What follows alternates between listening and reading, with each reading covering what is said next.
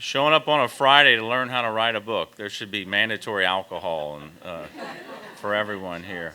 But thanks for showing. Could you shut the door, please? That way we won't have any outside noise. But thanks for being here.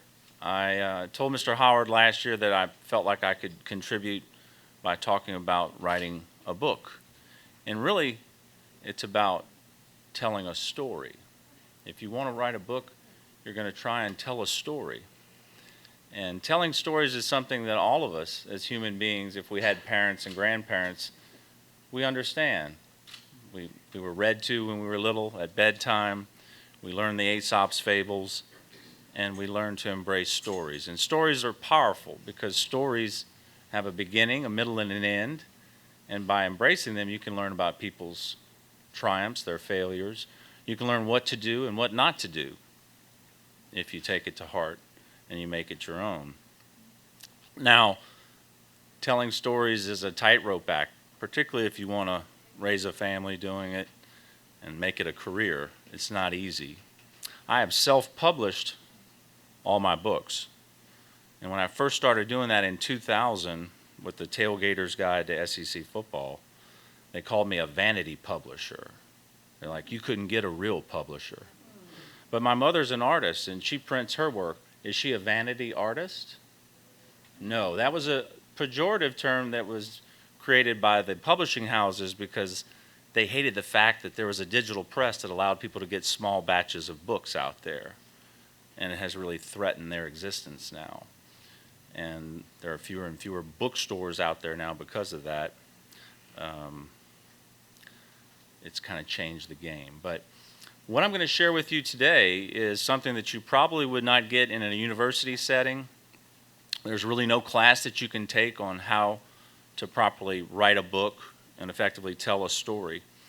You would probably have to talk to someone like me, or like the gentleman who helped me so much when I was younger, Bill Robbins, who was a coach for young writers for the New York Times for 30 years. And much of what I handed out was given to me by Bill. So I'm going to talk about some of the boring stuff at the beginning, and then I'm going to get into some of the more mechanics of telling a story, nonfiction and fiction, and how those are different. I'll talk about the role of the storyteller and the narrator.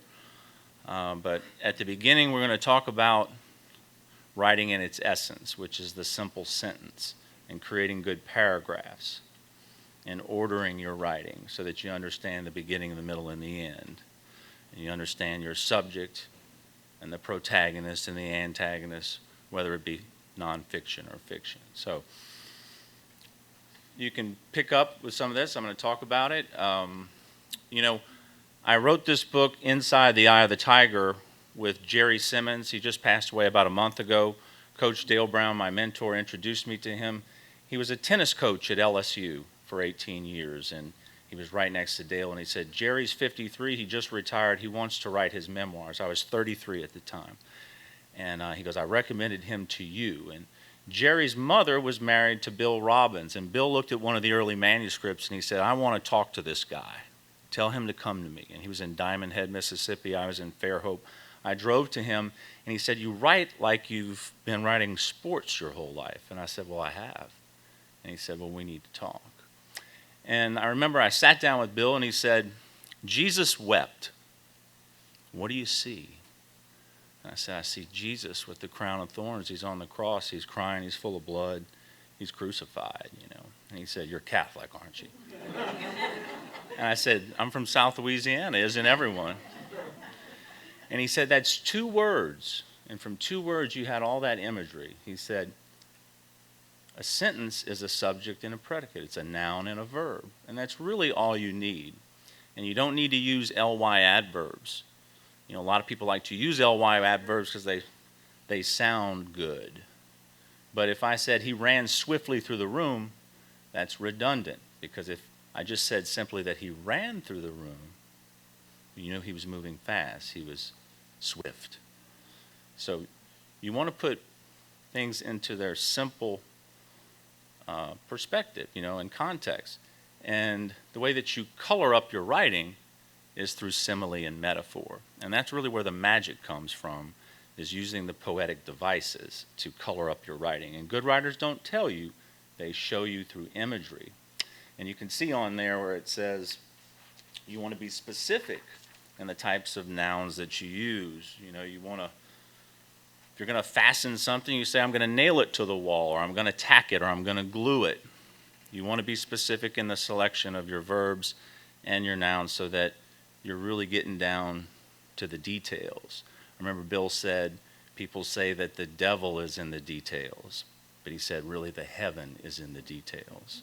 So that you have to invoke these details to really bring to life your writing so people can really put those pictures in their heads so they can see what's going on. Now, there's two types of stories. There's true stories, which is nonfiction, and there's a story that you make up, and that's fiction. Now, in the former, you have a subject. In the latter, you have the protagonist. And in each case, you want to try to be creative.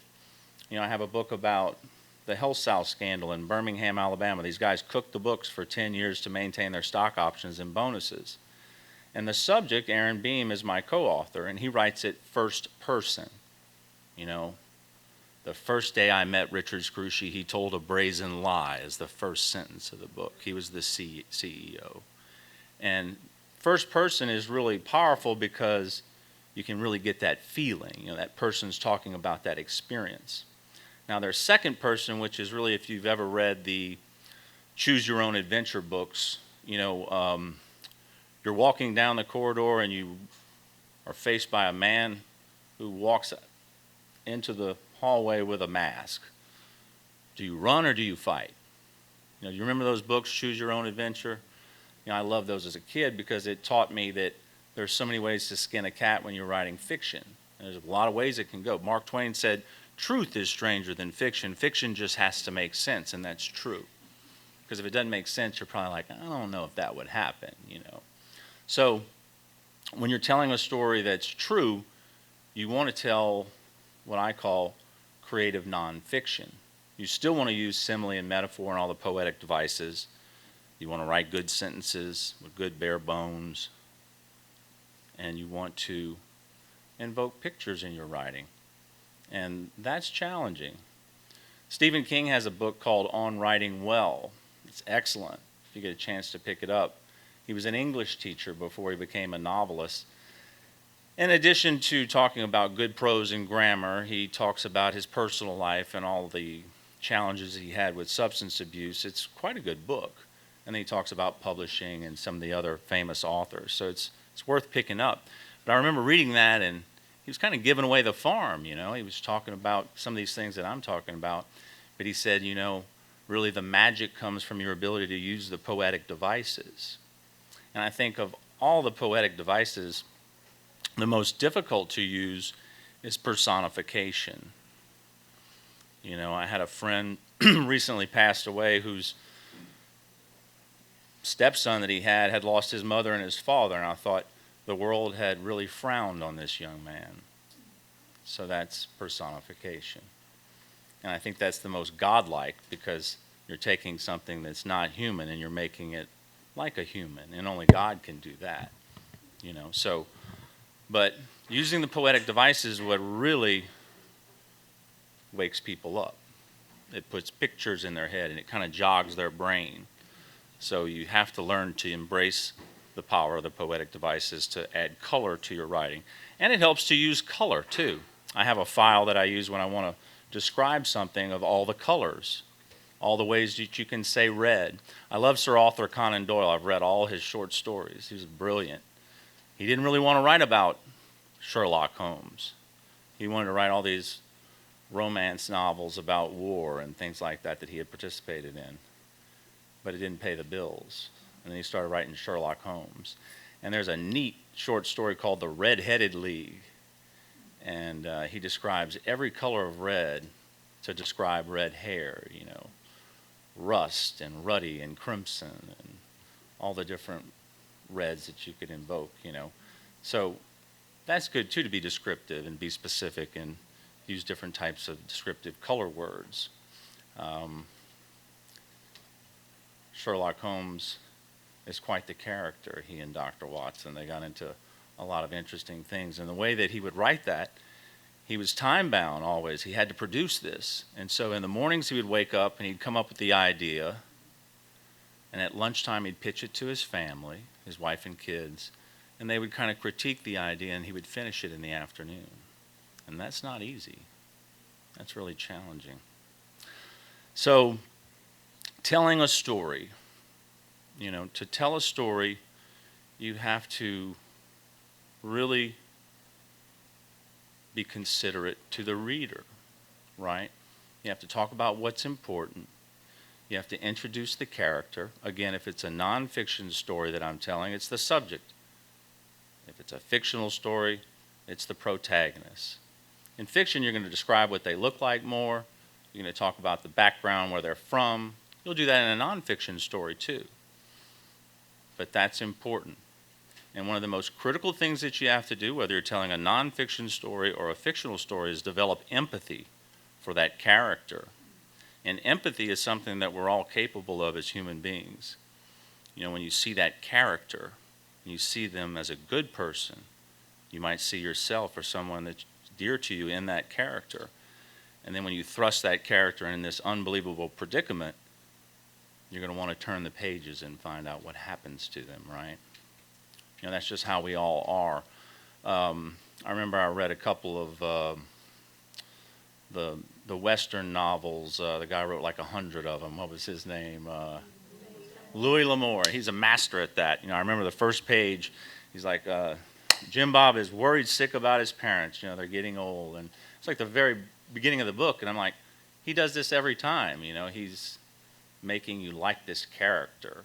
And that's important. Empathy is so important to get you to draw you in and then bring you along. And beginnings are important business. They really are. You have to draw the reader in at the beginning. Coach Dale Brown introduced me to Ulysses Long, who was incarcerated for 20 years in Angola Penitentiary. And when I met him, he had a manuscript of 400 pages, double-spaced, at Dale's office. And I brought it home. He goes, this is my amazing story. Coach brought Shaq and a bunch of the guys out to Angola Penitentiary to hear Ulysses give a speech called The Choices You Make in Life Make You as a Person. Dale's a motivator, and he brought Shaq and all the guys on the bus, and they heard the speech, and Dale said, that was wonderful, Ulysses. If I can help you, write me a letter. And he did, and he said, please get me out of prison. And Dale went to the warden, and he said, is this guy a good person? And he said, he's the best inmate I have. He deserves his freedom. He's been here 20 years. And so Dale started petitioning Edwin Edwards, EWE. And he's like, Dale, I don't want to do this. What if this guy gets out and kills someone? He goes, I don't want that on my back, And interesting enough, Edwin and his brother Marion had engaged in selling pardons for many years. You put up $5,000, $10,000, you could get a pardon for your loved one. And one guy they had given a pardon to had given them $10,000 before Dale had gone to EWE. And that man went to their youngest brother, Nolan, also an attorney, shot him in the head and shot himself in his office. So Dale's a pretty good salesman to get EWE to pardon Ulysses. But this has one of the best openings. It's really the best opening to any book. And this was embedded in Ulysses' manuscript, who had a high school education and really needed a lot of work. But this is a fabulous opening. I spent 20 years, 3 months, and 15 days of my life in prison. This is my story. In those days, it was all about scoring chicken. Back in the late 60s in NOLA, if you took a girl out, bombed her with a couple of quarts of beer, and bought her some fried chicken, you were pretty much assured getting into her drawers. It sounds unbelievable, but it was tradition. Those city girls back then would jump into bed for fried chicken. So when I saw that, I was like, this is the beginning of the book, Ulysses. And this is the beginning. And the beginnings are important, so you have to get people's attention early. You have to establish that. So, setting the tone, introducing the character, the main character, the subject of the protagonist. If you're telling a nonfiction story, it's creative nonfiction. You're still going to tell them what happened. Your job is to tell the truth. I have a PhD. That just means piled higher and deeper. That's all that is. but I had many professors with PhDs that taught me that I had to cite sources, that I had to make sure that I was telling the truth. Most of those guys didn't write books. They wrote a bunch of papers, which is a lot easier. But you have to tell the truth when you're writing nonfiction. That's your chief responsibility. But if you're writing fiction, you need only make sense, which is not always easy, but there's a lot of ways you can do it. So you introduce the character, the characters, and then you have the setting, right? Where you are, you describe it. You can give background, where they came from, background of the area, where you are, where the setting is. But then you start to introduce the plot, the action that happens, the scenario, what's going on in the story, right? And this job of telling a story is something that is as old as time. Things happen, people remember it, they tell the story, they try to pass the story on. One of my favorite classes at UNO, where I got a doctorate in urban planning, was the history of writing history, taught by Jared Johnson, who was an effeminate gay man who wore these Mexican pullovers and these yellow shades all the time, educated at the Sorbonne in France. And I remember it was the history of writing history, and he went around the room. There were about 18 or 19 of us, which is the ideal number, by the way. You get participation, but you don't get too much. And he said, "What is history? Give me your definition of history." We went around the room. Everybody took a crack at it. Nobody got it right. Anybody know what history is? Nobody wants to take a stab at it? It's his story. It's God's story. So this act of telling a story, you're really doing his work. And so I take it seriously, particularly if you're telling a true story. But even fictional stories usually are based on something that happened, or certainly worldly, right? Because they have to make sense. So you introduce the characters, you start the plot, you engage the reader further, you draw them in, and eventually you thrust your subject or your protagonist into this unbelievable situation in which you have to wonder what's going to happen next. Is this person going to be able to get out of this? And then you got them hooked. And then you have the rising action, the climax, and then the denouement. And the denouement is a French word for everything untold. You bring it all together, and then the story's complete. And even the wagon to disaster, about them cooking the books at Hell South and to maintain their profligate lifestyle, it follows that. It's a true crime novel. It's a true story that reads like a novel. That's what has fueled its success, because it has that natural story arc, and then boom, you're finished and you're like, wow, now that's really interesting. So let's talk about the storyteller and the narrator. Okay, if you're telling a story, your job is to talk about the characters and who they are and the action and things that's happening, the background and so forth. When you write a novel, which is much harder to sell than a true story, is most people want to read something that's true. Best-selling type of book is a cookbook. After that, it's true crime and documentary type stories. That's just the way it is. People gravitate towards that. They want to eat and they want to read something that's true. Okay, that's the way it goes. And so you have to tell the story, but then to get them to turn the pages in a novel, you can then become the narrator and tell them what's important and why they need to keep going. So if I said, Bill died, that's a story if I want to get into it. But that's just a subject and a verb, a noun and a predicate. But if I said Bill died because the government lied to him and he took a shot and 3 boosters, and this wasn't the first time that the government lied to someone and killed someone, and it won't be the last. Now that's going to compel you to read, because a narrative is what every political movement starts from. A narrative is what really compels people. Hitler had a narrative. The Jews are the reason for all our problems, and we're going to get rid of our problems. That's a narrative. And so as the narrator, you can tell them why, what's so important, what the hidden meaning is. And that's allegory.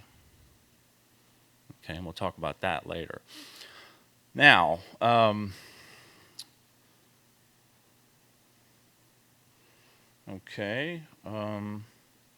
when you write, you should always try to strike unnecessary words when you go back and read through. If you can get rid of a couple of words and it still makes sense, go with that. Less is always best. Brevity is best, okay? People always ask me, how do you do it? How do you write a book? Well, I'm telling you how I'm doing it. But you have to eat the elephant in small bites. You have to do it I do it every morning when I wake up and I have coffee. I have the most energy. And I dedicate myself to where I'd started before. And I usually like to read what I wrote the day before and touch that up so that I can get into the flow where I'm going the next morning, And you just continue it. You keep it going. And again, if I'm telling a true story, it's got to be true. I probably have notes. I know where we're going with it. You really have to think about the beginning, the middle, and the end. And that's really difficult, this type of stuff. Most people's minds don't work like mine. Does anybody know what a synesthete is? A synesthete is someone who has synesthesia. It's kind of a fancy word. Some people who have this, like me, hear colors and see sounds. I'm not that bad with it, but one of the things that is a symptom is that you see numbers on a number line. And since I was a little kid, I see all the numbers on a number line. And they're going all the way, and I can add them up and subtract them and multiply them. I can see them all, which is really weird. And I have a great vocabulary and a great memory, and I'm creative. And for younger people and for anybody who wants to be successful, there's just a few things that are going to determine whether you're a success. And that's your memory, your creativity, and your ability to write, your ideas, your ability to speak. So your memory, your creativity, the quality of your ideas, and your ability to write and speak. And that's pretty much it. Think about it. That's why kids need to have a good grasp of the language, even today. I understand they're not teaching handwriting anymore. They're not teaching people how to diagram sentences anymore, which really is so important because you need to learn all the parts of speech. So I'm throwing a lot of stuff at you guys, but all these are tools that I use. These are things mechanics that I use to do what I do. Whether it be fiction or nonfiction, the first thing I do is I write the jacket. It's basically what someone's going to pick up and read to decide whether they're going to buy the book. And that forces me to think about the beginning, the middle, and the end. And it's a promise to the reader on what I'm going to deliver. And people always say, that's what you do first? And I say, yeah, that's what I do first, because I have to conceptualize it. And then I'm going to do it. So it prepares me. Now, not everyone does it that way. I've talked to other authors, that's the last thing that they do. But for me, it works. And I might tweak it slightly as I get through it, but it's a great guide for what I have to deliver to the reader. So we talked about developing empathy. One of the best things I ever watched on a TV was Breaking Bad. Anybody ever seen that? The guy who created that, Gilligan, I forget his first name, but what is it? Vince Gilligan. He's my age. He's 53. He's a genius. The way he did it is he would get a team of writers, and he would come up with 12 cards, the 12 scenes that would occur in each episode, and he'd say, write it. And each card was a scene, and he described in just a few words what happens, then they have to go write it. Now, this is fiction. If you're not familiar with the story, Walter White is a chemist. He's a humble high school chemistry teacher. He was a scholar. All his colleagues from college go and work for big pharmaceutical companies making billions of dollars, and he makes $50,000 a year as a high school teacher. But that's what he loves to do. And then he's stricken with cancer. He's got a young son with, I think, MS, and he's got a baby. And he realizes he's going to die. He's going to leave his family nothing. And he's a good guy, so you really empathize with Walter White. And his brother-in-law, who's a fabulous character, is a DEA agent. And he says, Walter, take your mind off it. Why don't you come with me? We're going to go bust this meth head. And they go bust the meth head, and it's one of his former students. And he goes back to the principal's office, and he looks at the guy's file, and he finds it, and he goes to his house, and he says, so you make meth, huh? And he's like, what's it to you? And he's like, I can make it a lot better than you. because he's a chemist, and he does. Walter ends up making the best meth anyone's ever smoked. And the neat thing about it, because you can empathize with Walter's predicament in life, the world has certainly frowned on him as well, is that you root for him. Even though he's engaging in nefarious underworld criminal activity, he's dealing with mobsters and everything else, you're rooting for him. And he digresses into one of the most despicable human beings that you could imagine. And you root for him to the very end. And I remember the very end, he finally gets it and he's dead. And I go, he deserved that. So the protagonist became the antagonist. And that's the person that you hate in the story. So if it would be a nonfiction story, the subject would be the anti-subject, but you have the protagonist and the antagonist. So that's a powerful part of a novel, to have a really good antagonist, someone that you're going to hate. You want to see them get it too. You want to see your guy win. You want to see them get it. So, and it counterbalances the story really nicely. Kind of keeps it going, that tightrope act. So your job is to make the reader think. And I talked about allegory. I talked about, what the meaning of it all is. A really good story has meaning. You learn something from it. The best books that you read, well, you're upset that the book is over, but you feel like you really learned something, Like, that really made me think in a way that I'd never thought before. So that's a good book, that does that. So write about what you know, because each of us have something inside of us that could be a story, it could be a book, it could be about an interesting family member, it could be about someone that you met that was just amazing. I wrote a book about the history of the Flora-Bama. When I was speaking to the Rotary Club about the Wagon to Disaster in December 2009, it was 19 degrees on Red Mountain where I was speaking to the Rotary Club up there. And this man who had bought a book from me followed me to my car. And he had a trench coat and a hat and a scarf. And I just had like this. I was living in Fairhope, Alabama. It wasn't 19 degrees there. I wanted to get back. And he's tapping on my window. He's got the mist coming in his breath. And he's like, I want to talk to you, man. I'm like, well, you want another book? He's like, no, I want to talk to you. Turn the car off. And I'm like, okay. So let's go inside. It's freezing. We went back in the museum, and he said, man, you should write a book about my brother. He's lived 5 lifetimes. And I said, what does he do? And he said, he owns the Flora-Bama. And I was like, oh, wow, man. I'd like to meet him. And he said, I'll make it happen. And he goes, but he might not like you. And I said, what do you mean? And he said, well, he's going through a tough time. And the way he said it, I thought, he must be having trouble financially. And the first day I met Joe, he told me he lost $40 million, and he had to sell the Flora-Bama. And he brought us in front of a room of people, impromptu. We had a couple of drinks, and he said, come on, we're going to a meeting. And I walked in. It was a setting just like this. And I said, what's up? And he said, sit down. And he told everybody that he had to sell the bar to save himself on the bar. So it really draws you in. And then we tell the whole amazing story. Joe built his business by smiling and being kind. And he created a $25 million annual business by doing that. And he created a lot of zany events, and he was really like Tom Sawyer. He'd get you to paint the fence and pay him, which is not easy. So you might want to write about an interesting person, but really, there's a lot of fascinating things out there that each people are privy to that not all people know about. And maybe if you tell the story in the right way, it might be a good book.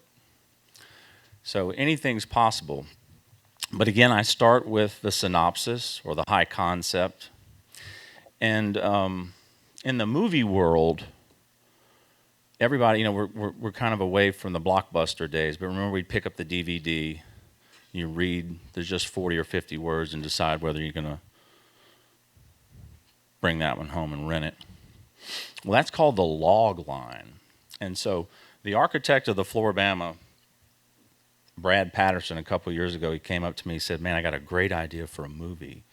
And I was like, what's that? And he said, these guys robbed the Mamu State Bank on Ash Wednesday. All the cops are drunk and hungover. And I'm like, man, that's a great idea. I could write that. And so the first thing that I did after I talked to him about his idea is I wrote the log line because I immediately thought it would be a movie, and he did too. He wanted me to write a screenplay. I said, no, I'm going to write the novel. I'll be able to write the history and background of Mardi Gras and all that. And I said, it'll be really good. And so this is what I first wrote. A washed-up architect and denizen of Perdido Key, Florida, spends a reveling pre-Mardi Gras weekend with an old friend at the world-famous Floribama, where they concoct a plan to acquire accomplices in Mobile and New Orleans on successive nights and to rob the Mamu State Bank in Mamu, Louisiana during the drunken early morning hours of Ash Wednesday. The architect and old friend draw up more fun than money, and in the end, each cohort finds themselves and new girlfriends in this colorful romp across the hypnotic, haunted carnival jewels of the dirty South. So that was what I started with.